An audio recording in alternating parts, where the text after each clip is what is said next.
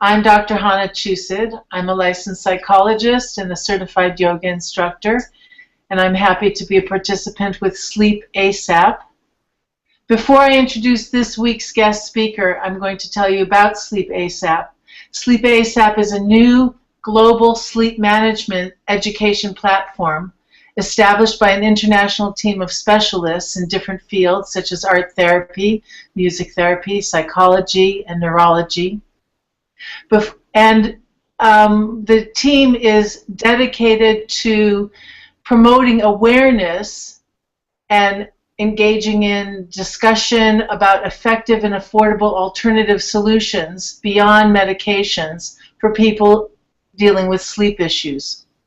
Whether you have a sleep issue, or you work in this field, or you're a student studying this field, or just in general want to learn, this webinar is for you. Today we have the pleasure to host Jaisri M. Lambert, and we will discuss Ayurveda. Ayurveda seeks to restore health by restoring balance to your individual qualities and elements in the whole psychobiology. Jaisri will unfold that for us to deeper understandings a little bit today. Jaisri Lambert has been practicing Ayurveda and teaching natural therapies since 1983. She's been practicing a variety of natural therapies since 1983, including Ayurveda, and after her own debilitating migraine headaches that kindled her interest in alternative therapies. Now she's in her mid-60s, and she's an innovative healer who has developed new techniques in energetic healing and invisible anatomy. Her success, she feels, is due to the comprehensiveness and effectiveness of Ayurvedic medicine throughout history, and to the public's sincere search, like her own, for holistic health through natural methods. So welcome, Jaisri. Thank you for joining us for this conversation today. Well, thanks so much for inviting me. And to start with, Jaisri, I hope that introduction was clear enough. You've been involved with Ayurveda for a good many years, and for our viewing public, some people have never even heard the term Ayurveda. Can you introduce us in a brief way of something that is your whole life and a big discipline, but to give a general introduction to Ayurveda for us? Sure, love to. Well, Ayurveda is a Sanskrit word. It comes from two roots, Ayu, life, and Veda, knowledge. So it's the knowledge or science of life. If systematic knowledge becomes a science, surely Ayurveda is very organized, systematized, logical, and really based in the law of cause and effect. It's the world's oldest holistic medical science, so indeed sleeplessness, such a pernicious problem throughout history, throughout cultures, even throughout the ages and stages of life, has been highly studied and highly commented upon. That's definitely a brief overview. And is there a source, a text source for Ayurveda, or a number of texts? Where was it originated? Give us a little bit more. Yeah, so Ayurveda originates in the Indus Valley of India and is cognized into written form some 5,000 years ago. There's still scholarly debate on the history, but today there's a heritage of numerous medical scriptures, some of which evidently were destroyed during the British Raj.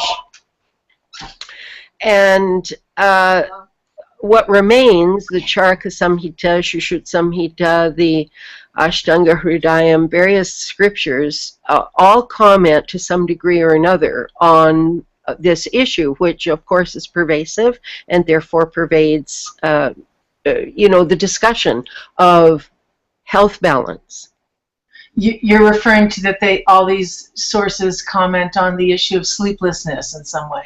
Somewhere or another, there's references either to causative factors, consequences, remedial measures. So, it's always been a big issue throughout history.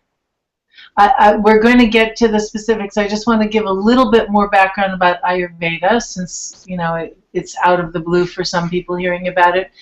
Now, around where I am in Los Angeles, you can take a weekend workshop on Ayurveda or a course that goes for 6 months on Ayurveda, and I know that you have a much more substantial background, and my understanding is that your amount of training in it is very parallel to the number of years that a medical doctor prepares.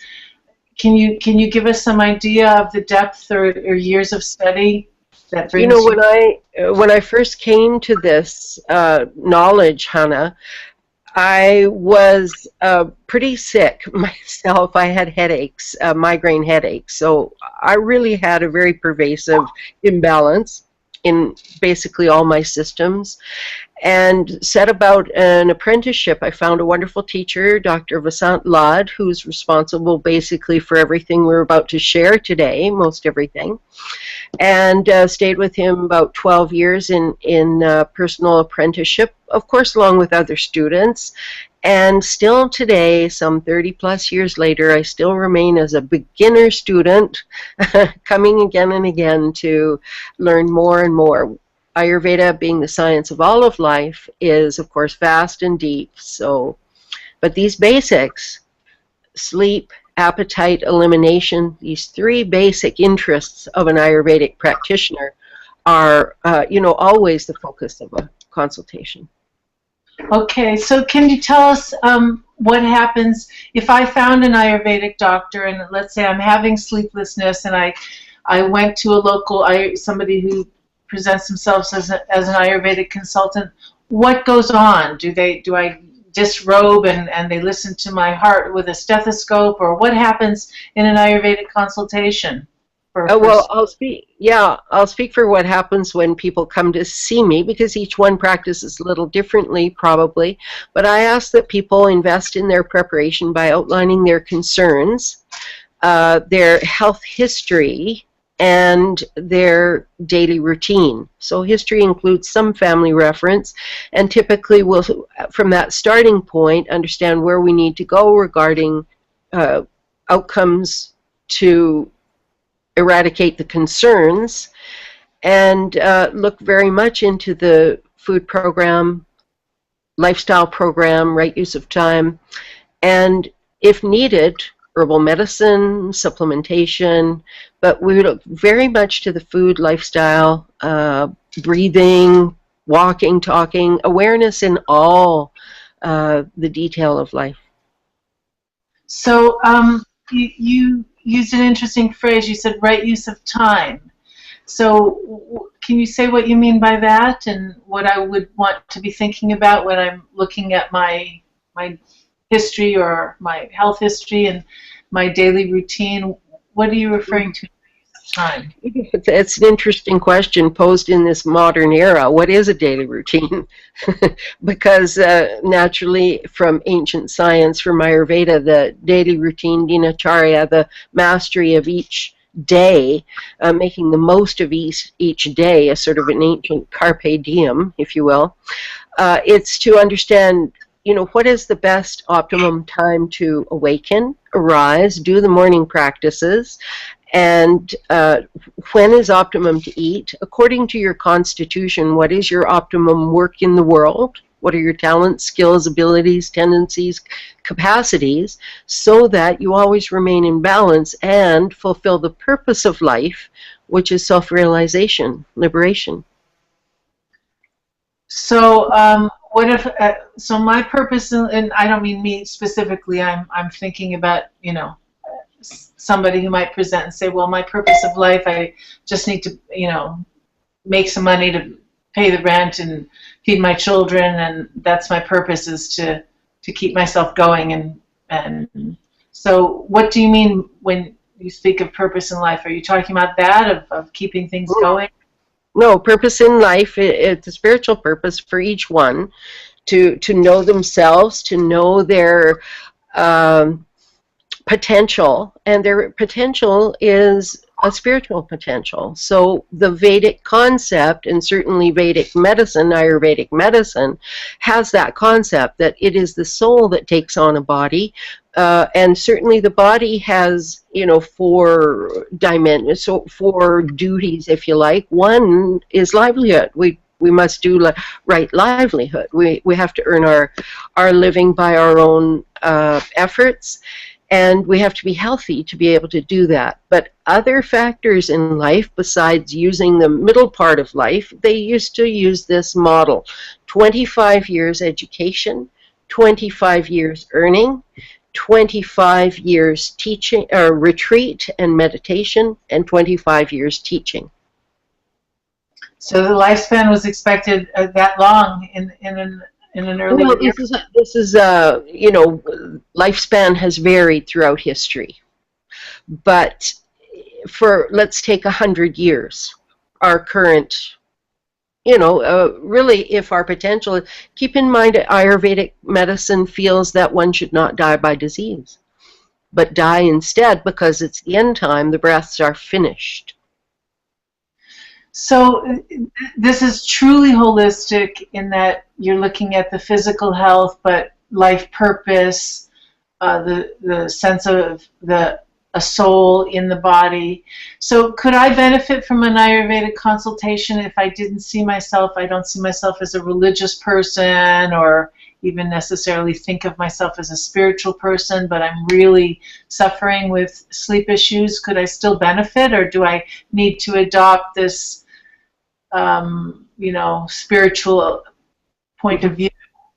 Very good. Yeah, spiritual point of view, it's simply an acknowledgement that there's something immeasurable, something unnameable that is integral to our essence. But when it comes to sleeplessness, this very difficult problem for so many, I think Ayurveda meets modern science in such a way that now we have really practical solutions, combining the ancient art of Ayurveda's understanding of food. How does food, let's say the person says, oh, I have had sleeplessness these last 5 years. What is your morning routine? Oh, I only have 3 cups of coffee and only in the morning. So right away we have obvious evidence that, you know, food consumption, choices of what's put into the mouth, is already compromising. So the food program may or may not make a difference.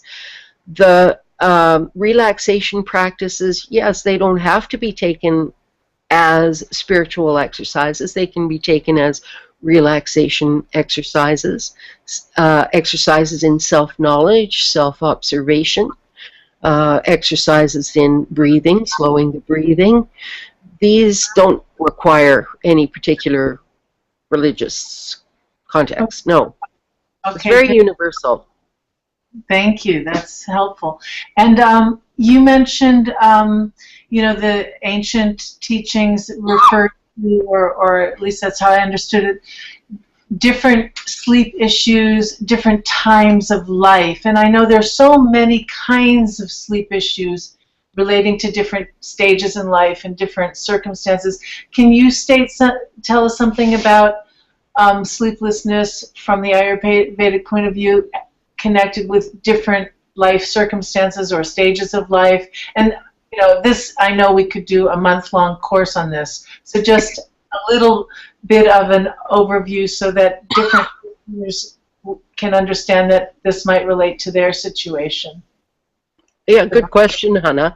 Well, for example, during childhood, people observe, you know, night terrors, sometimes sleepwalking. In the teenage years, sleeplessness in our world can be because of overwhelm and beginning of stress patterns in life. Sleeplessness during the midlife, menopausal phase is quite typical of hormonal changes in the body, while sleeplessness in the elderly can be related to unresolved issues. It can be related to dietary factors, emotional factors. So we take a global view.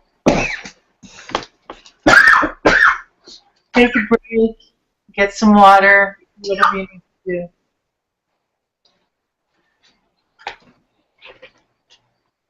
Did I set it? I cut off the sound. Take a break. Okay. Just let us know when you're ready again. So until you're ready again, I'll say something more about my experience with Ayurveda. And then you let us know when you're ready, Jaisri, to come back on. Oh, So, yeah, no, I'm here. I'm here. I just... Okay. Okay. So, you there with us? Yes. Okay. Thank you. So you mentioned a couple of things. You mentioned, I'm going to ask you more about those different types of sleep issues, but you mentioned that you might be prescribing herbs, or you didn't use the word prescription, but herbal regimens or supplements could be part of an Ayurvedic regimen. And, you know, I'm wondering about that. How is that different from, you know, taking herbs that I buy at the health food store, or I've, you know, somebody who feels like they've tried everything. They've been to a doctor of Chinese medicine and tried Chinese herbs, and they feel it hasn't worked. What would be different about taking Ayurvedic herbs? You know, I think it really depends upon the person's receptivity and their needs. If there is a need for medicine, maybe the situation has become that the serotonin is just constantly streaming. There's never a down cycle of dopamine and melatonin. The herbal medicine helps to nourish the nervous system. So, you know, the term sedative is part of the post-digestive effect of certain herbs. So those, you know, it depends, really. It depends on the person. Some people don't like boiling herbs until they, you know, fill the whole house and then drink that. Some people like taking the herbal powders so that they're, you know, sort of quick and easy and satisfies the six tastes. The biology of the human requires six tastes in proper balance for that person. Someone with sleeplessness is going to have higher astringency than another person, so their food program has to be adjusted, and herbal program will see also accordingly. So higher astringency means that's one of the tastes, astringent. Is that what you're referring to? Right. Sweet, sour, salty are the anabolic tastes that help ground the person. Bitter, pungent, and astringent. Bitter and astringent are catabolic, and pungent taste is metabolic. So as long as they're in balance for that person, but the person with sleeplessness has created an imbalance, excess air element, excess ether element, and the nervous system doesn't adapt to changing cycles. So it has to, in the Ayurvedic concept, remember. The cell is deemed to have memory, so that if the cell forgets, these are neurotransmitter cells, brain cells, forget their proper identity, function, and relationships. So those have to be reminded. So the herbs are to irrigate memory, in part, back into the cell. So the memory of the correct functioning and relationships of the cells. Yeah, and right intelligence. And you mentioned that somebody dealing with sleeplessness has more astringency. Does that mean that they need more of the astringent taste, or they have too much of that?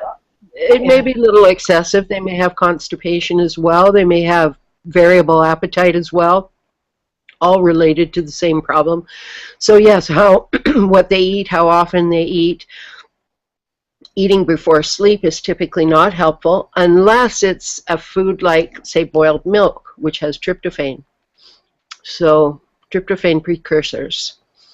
So it depends. Not everybody tolerates cow's milk. Not everybody can access healthy cow's milk. Mm-hmm. Mm-hmm. So what do you mean everybody can't access it? Just isn't the stuff at the grocery store healthy cow's milk? No, dear. uh, So what do you mean by healthy cow's milk? Healthy cow's milk is from a free-range animal that has been milked that morning. That's fresh milk. Okay. So probably nobody viewing this unless you're on a farm with an internet connection. So a lot of what we take for granted of foods from the grocery store or something that might seem healthy, like a carton of milk, may not be. It can be very subtle what kinds of foods could be affecting us. It sounds like. Yeah. Oh, subtle. This is widely known that chemical foods in the food chain, whether it's pesticides. No, they have tremendously deep effect on the nervous system, hormonal system, endocrine system. One of the things I was thinking when you were talking about herbs and my question about the difference with taking Chinese herbs, even if somebody has tried Chinese herbs, first of all, my understanding in Ayurveda, it's not just the taking of herbs. There are a number of other practices which you made reference to, which would be part of a total regimen. It would not be just take these herbs. And I think you're quite right there because, for example, pranayama practice, breathing exercises, most helpful. In fact, I think probably key because they're very effective. Naturally, they're free. And it's just a question of the person deciding to master their own mind and deciding to let go of their stress, leave some space in their mind so they can fall asleep, remain asleep, and reprogram. I've had to do this myself in my own life from my own various sleep disorders, not just sleeplessness. So easier said than done to say, just decide that I'm going to deal with my sleeplessness, just decide that I'm going to let go of some of my stressors, just decide I'm going to. So in an Ayurvedic consultation, do you work with the person kind of like a coach or give specific guidance as to how I might make progress towards the letting go of a stressor or the rearranging of my outlook or my daily routines? You know, the decision, I feel, is critical in a therapeutic sense. Yes, we have to have the awareness of where we want to go. That way we can be supported towards that. So, yes, time is a factor, naturally, to integrate the habits. And it's not on the first day of meditation that we fall asleep easily. It's a practice. So it develops and deepens month to month, year to year. And a person is meant to master their mind. So this often will be an entry point to learn how to fall asleep at a right time, how to wake up refreshed. Okay. And one of the things that I was thinking about too in the difference in taking Ayurvedic herbs is, and this is probably more than we can go into in detail, but that there's an awareness of different levels of absorption. I'm thinking of the koshas, but that was new information for me to understand that I might not even see effects for 5 to 6 to 7 weeks as my system is integrating herbs at a different level. Something, is that universal? You know, time is a factor for all of us. It's one of our governing principles, along with gravity and various other laws. So no doubt training the mind to fall asleep at 9 o'clock, 10 o'clock, training the mind to wake up early. Say the person is heavier, doesn't need as much sleep, to wake up early, but if the person is light, thin, skinny, they will probably need more sleep because their metabolism is higher. So let's say they have 7, 8 hours of sleep as an ideal. Yeah, I think Ayurveda definitely takes things in an individual sense. Each person is unique, has their own patterns, but an ideal pattern is probably common to most of us. And what would that be? What would that look like? Early to bed, early to rise. Now, when people do daytime sleeping, they can trigger their clock into nighttime mode, so now there's an endocrine disturbance, and they may not sleep as well at night. So let's say I don't do daytime sleeping, daytime napping, but you know, I gotta be. All my friends are at night. I work all day. That's the only time I'm going to see friends or go on dates, or you know, I'm on a board that meets. The meeting doesn't even start till 7 p.m. I mean, we're in the modern world, and half of what I need to get done happens between 6 p.m. and midnight. How do you guide somebody to deal with these factors? Mm-hmm. Stress is indeed the main culprit, the overwhelm, the overload. So the principle of balance from Ayurveda, from ancient times, is to work for livelihood to 1/2 our capacity. So let's break this down a bit. To work for livelihood, our income, our living, to 1/2 our capacity. First of all, we need to know our capacity. What is our potential? So half is lawful to spend for earning a living, and the other activities of life are the other half. So that is the balance that was recommended. Now, surely modern principles have gone way out on a limb that a 2 o'clock bedtime is normal, so the person may be overwrought and take a pill, and then they have to get up by 5, 6, so now they're drinking coffee, and you know, the whole situation has to be looked at, and how that individual participates. What are the decisions of your priorities? What is the natural cycle of the evening, which is to wind down? Now, I don't say don't socialize. That's not what I'm saying at all. But let's think how these 24 hours can meet our needs and not draw us into imbalance. So, so really, I just have to start looking at every part of my day and every part of my lifestyle, it sounds like. Ayurveda is a holistic approach. The whole day, the whole year, the whole life. Relationships, partnerships, what do we worry about most? Job and relationships. So we have to find ways in the meditation to deal with these stressors, solve the problem, bring about creative renewal. Relax the mind, clear the mind. So you mentioned meditation again. You mentioned it a few times. So are you talking about a specific thing that you or another Ayurvedic practitioner is going to, you know, a certain, like I have to sit cross-legged for an hour, or what are you referring to with meditation? Very good question. So for me, meditation is the simplest thing of life. What every child knows, which is how to sit quietly, close the eyes, gaze into the mid-forehead, and just relax. Relax the breath, deepen the breath. Relax the body. You can sit in any posture where the back is straight. Can I do it lying down on my back? You may indeed. Probably support your knees like a yoga nidra, which is the sleep exercise, if you will. One way to achieve sound sleep is yoga nidra, laying face up, palms up, eyes closed, deepening the breathing, making it more and more silent, and more space is created. The person drifts off. So maybe we could speak about some specific different kinds of sleep issues. You mentioned, you know, children with night terrors and menopausal or other hormonal issues, of course, speaking about women in particular.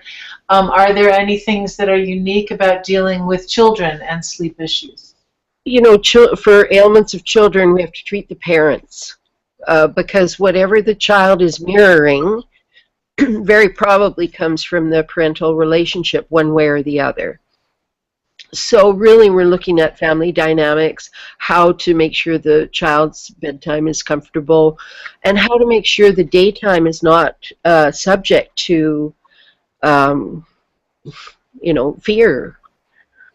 So in many places that's just not possible for children. But let's say it's possible, then yes, that we have to treat the whole family. Now we'll move to the menopausal woman. Her sleeplessness is very probably endocrine related, hormonally related. So certainly balance is critical there. She's in a change of life, so she has to change and adapt. What was done before was working is now not working. The season is changing, so we have to adapt. Just like when fall comes to winter, we have to adapt, take out the snow boots. So change of lifestyle, maybe change of diet, as well as herbal supplements. Yeah, very often the woman needs to eat much less. Very often she needs to learn new practices such as oiling herself, maybe oiling the crown of her head, soles of her feet. These are entry points for the nerve endings according to Vedic anatomy. And applying oil to the crown of the head and soles of the feet at bedtime, like just plain warm sesame oil, can help any age, children, menopausal women, elderly people, people with job stress. It's a moment. It's a moment when the oil is applied at bedtime to really slow down, change. So that's a whole new idea to hear. So many things that are so familiar to you, and you've taught me over the years. But this idea of oiling oneself, it's like, what do you mean? I take the bottle of sesame oil from the kitchen and I pour it on my head. What do you mean oiling myself? I use scented, body lotion. So maybe you could say something more about this practice of oiling. So self-oiling, the Abhyanga, I think is one of the most valuable practices from Ayurvedic medicine for us in modern times. Why? Because it's very directly anti-stress. The self-oiling, the skin is considered an organ of assimilation as well as an organ of respiration. So the skin takes in the oils, and the skin is deemed to have 7 layers corresponding to 7 tissue levels. Therefore, the oil, the pacification of sleeplessness it goes deeply into the nerves, deeply into the nervous system. So oil assimilation is very critical in sleep management to massage oneself, not on the menstrual cycle, but at most other times, unless there's a contraindication of some type. Maybe the person has too much phlegm, they have a cold, or various other contraindications. But usually, to apply some warm, perhaps sesame oil to the whole body, yes, head, massaging the whole, give yourself a lovely head massage, and use upward strokes on the limbs and body, and wow, you have stamina, you have really more flexibility, and especially more calm. So, and you mentioned women's hormonal issues, but oiling is for men too, isn't it? This body oiling. Babies, seniors, everybody. There are some contraindications if there's too much oiliness already in the body, but generally it's a almost universal practice. And are we talking about something like I'd go to the kitchen section of the grocery store and get olive oil or sesame oil, or is that what the kind of oil I'm using? Well, I prefer to suggest organically grown seeds and their oils. So if you can find a brand that has no, or limited at any rate, the best quality that you can, I think, to put on your skin as food, really, it's going to be assimilated into your general circulation. So warm sesame oil, sunflower oil, coconut oil, it depends on your constitutional type. Okay. And I will say, for those who may be hearing about this for the first time, that it sounds oily. It sounds like that could be maybe unpleasant, but it takes a little bit of getting used to what the right amount is and to not use too much so you don't have this thick layer of oil. And after the oiling, and you give some time for the oil to sink in. Am I correct that you either take a hot shower or a hot bath if you can to help absorb the oils more, correct? Yes, well said. The shower afterwards, naturally that oil's probably going to stay on only for half an hour, and during that time you may want to do some stretching, breathing exercises, some preparation for the day.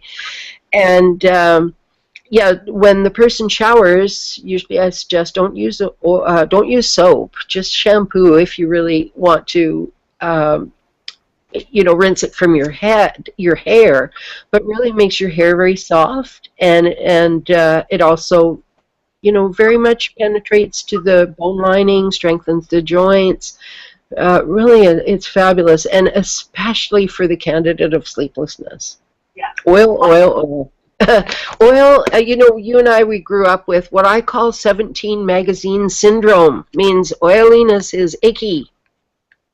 But I found out from my study of Ayurveda that oil is called sneha in Sanskrit, which means love. So imagine how many sesame seeds it took to produce that oil to contribute to your sleep.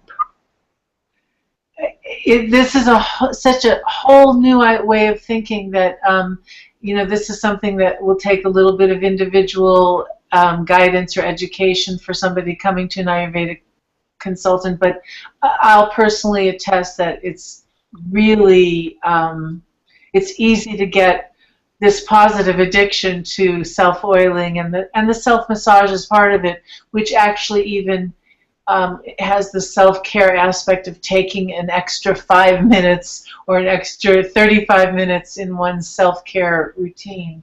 There's also the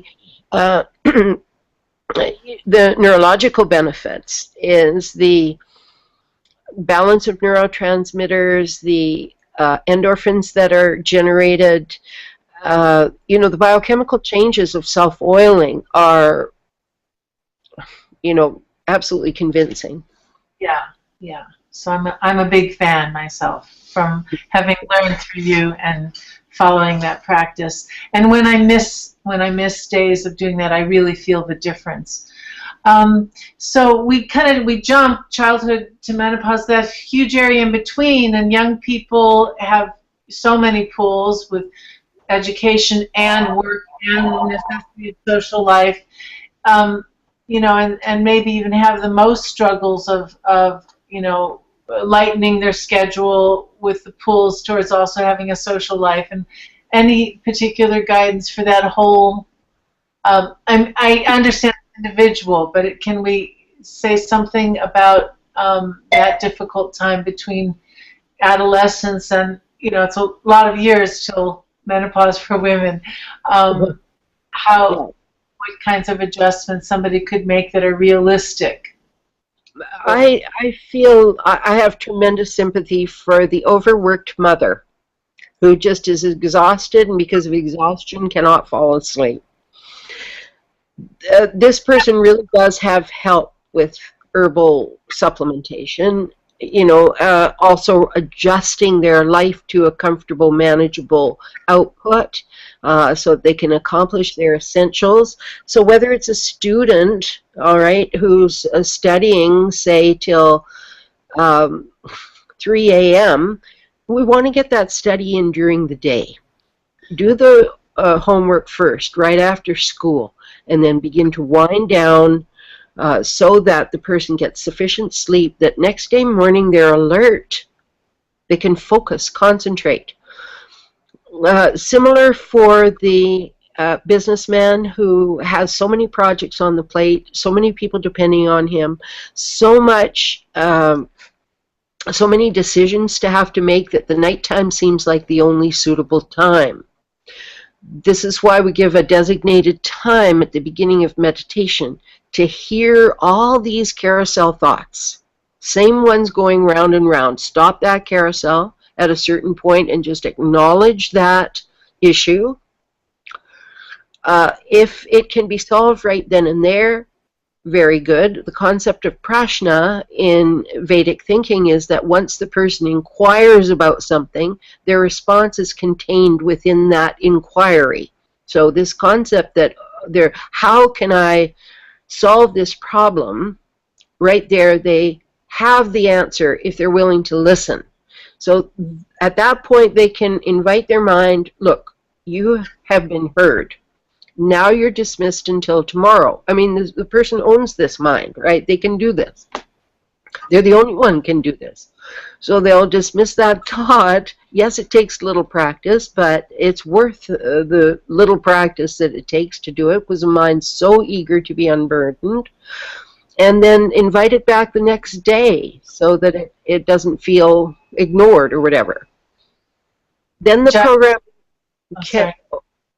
programming can be established to allow that deep sleep to go deeper and deeper because cells repair during the deep sleep.